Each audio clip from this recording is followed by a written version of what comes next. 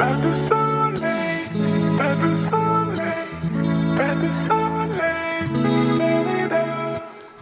Alright, well, we ran the AC in the V-berth yesterday, and I pulled out like half a gallon of water. So that's a pretty sizable amount of water that is just kind of chilling in there all the time. So we've now established that air conditioning is necessary in these environments. So I'm going to do it. I'm going to drill this big giant hole in the side of the engine room that's also in our cabin here.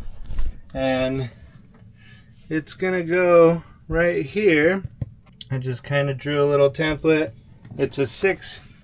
This hole saw actually fits perfect. This is a can light hole saw, and I've used it a few times, but this goes into our engine room, and then all the hot air will get exhausted from the engine room because that's what we normally do anyways.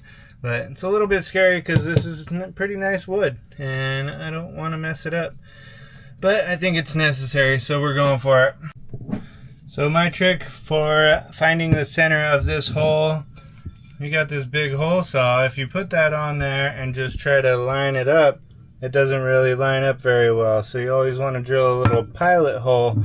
But sometimes when you're measuring the outside of this, and that's kind of what we're going off of, we don't have a perfect center point.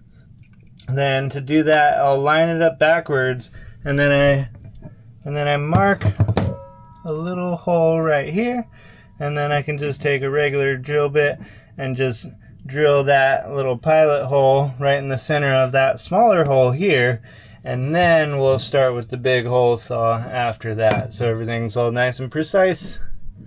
This guy makes a big difference with a big hole saw because it doesn't get that kickback because it's got the big right angle on it. And hopefully we did this right, because we're sending it.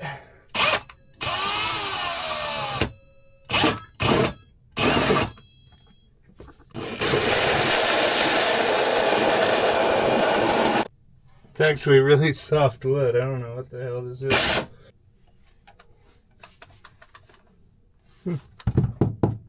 Okay. That's not as nice a wood as I thought it was going to be. Just a little veneer. Alright, we got it all out. I'm probably going to save this just so if we ever do decide to fill that hole back up, I can just epoxy that back into place. We'll put the little veneer back on it, and then, yeah, you'll hardly be able to notice it, and that hole will be all solidly filled. But for now, that's pretty damn good.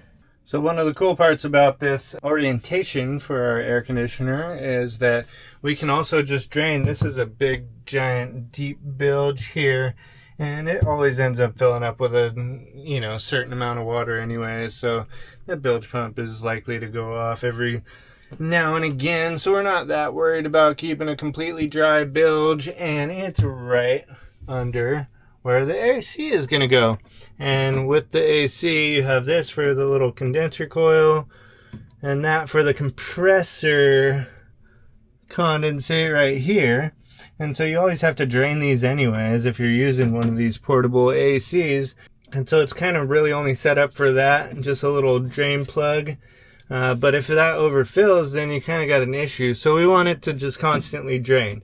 Anyways, the cool part is I'm just going to hook up a hose to this and then run it through the engine room and then back down into the bilge so it's nice and clean.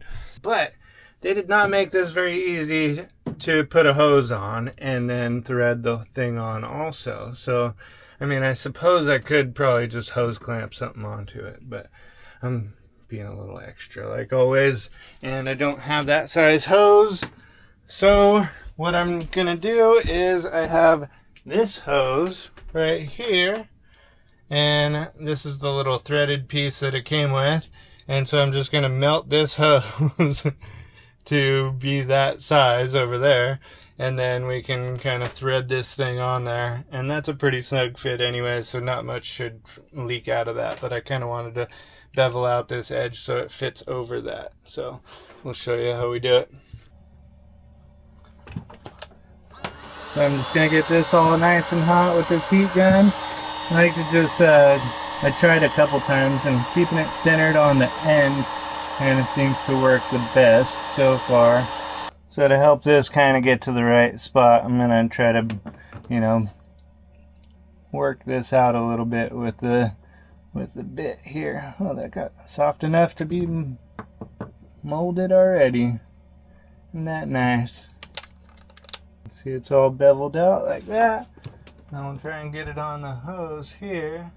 So what I ended up doing was I just heated that up, and then I stuck a U-bit in there and then just cinched that on there, and that kind of kept everything just wide enough so that that blue hose won't come out of there, and hopefully that makes a good seal too. Alright, well, we've been wanting to do this for a while. This is where we've been storing the air conditioning unit anyways, but we have always had to run the ducting out of the cabin for it to work. And now we don't have to have any ducting at all, and it's all flush up against here and self-contained. We can turn it on whenever we want. So I'll show you how we're doing that. That's where the hot air is exhausting into. It's our engine room. And then I just put an outlet right here, coming straight from our panel right here, so that was convenient. And then these are the little drain plugs for the condensate, and that goes straight down into the bilge. So I'd say that worked out great. Very convenient location for it all, especially that it's in our master cabin anyways. So win-win. You do not need a $2,000 freaking marine AC unit. Just do one of these. And then the benefit of this is you can also use it while you're hauled out. With a marine one, you need the ocean water to keep the cooling going. So with this, it's just air, so you just need to exhaust that air and you're good to go. So even better.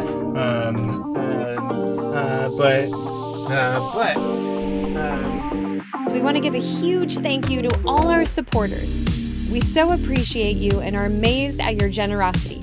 If you want to also help support our journey, check us out on Patreon. There's a link below in the description. Or if it's easier, scan your phone right now on the QR code that's right here on the screen. Now make it a great day, and see you next episode.